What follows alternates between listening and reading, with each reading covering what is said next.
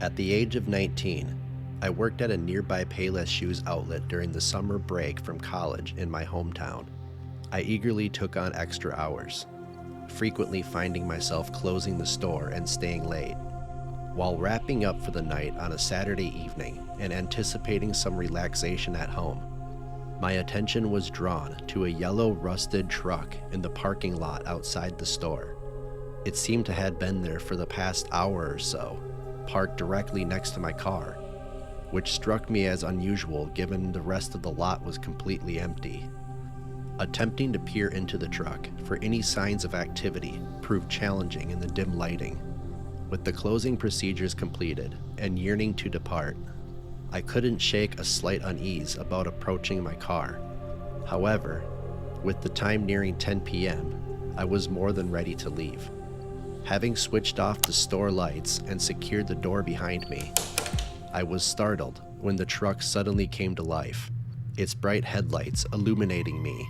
As I turned to head towards my car, I instinctively lifted my hand to shield my eyes from the blinding headlights, feeling the urge to give the middle finger to the driver, but hesitating out of fear of their potential reaction. Hastening my steps, I hurried over to my car, maintaining my hand over my eyes to lessen the glare. As I fumbled with my keys, attempting to unlock my car door, my heart leaped out of my chest as the truck unleashed a deafening, loud, and prolonged engine rev, causing me to drop my keys. I focused exclusively on getting my keys and unlocking my door, making sure not to make any eye contact with the individual I glimpsed sitting in the truck through my peripheral vision. From what little I saw, it seemed his eyes were fixed squarely on me. After opening my car door and getting in, I immediately turned the ignition to start the car. But just before doing so, I glanced at the man, though his face concealed by shadow. I met his gaze head on and gave him the finger with an irritated expression. Much to my frustration, the engine failed to start. Despite repeatedly turning the keys, there was no response. No power, no sound. A sinking feeling overwhelmed me, as I suspected the man might have tampered with my vehicle. With the man loudly revving his engine in a steady rhythm again, I reached for my cell phone in my right pocket to dial my house. As I held on, listening to his relentless engine and now occasional long horns, tears began to edge their way into my eyes, fear pervading every part of me. It took a few rings before my call was directed to the answering machine, where I quickly left a message tinged with panic.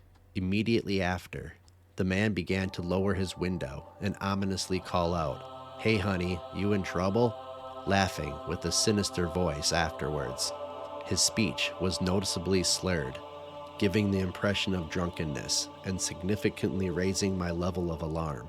His voice grew louder with each slurred insult as my trembling hands frantically searched for another contact to call for help. Suddenly, the truck door swung open, and the drunken creep stepped out. I glanced towards the passenger window as he began tugging at the door handle. I yelled at him to leave, but he persisted, his efforts to gain entry growing more forceful. To my utter shock, my phone buzzed with a call from my dad just then. Answering it, the man escalated his efforts, now hammering on the passenger window. Hearing my dad's voice made me break down in tears as I frantically explained what was happening. He immediately responded that he was coming. Right after, I hung up and started searching for something in my car to defend myself with. Amid the man's persistent banging on the window, another car entered the lot, causing the man to retreat back into his vehicle. He quickly sped away from the parking lot, his tires screeching and engine roaring loudly, breaking the night silence as he drove off at high speed. I watched intently, silently hoping the police would catch sight of him. But all I could do was listen as the sound of his engine gradually disappeared in the distance. Despite still feeling rattled, a burst of relief flooded over me as I realized he was now far from harm's reach.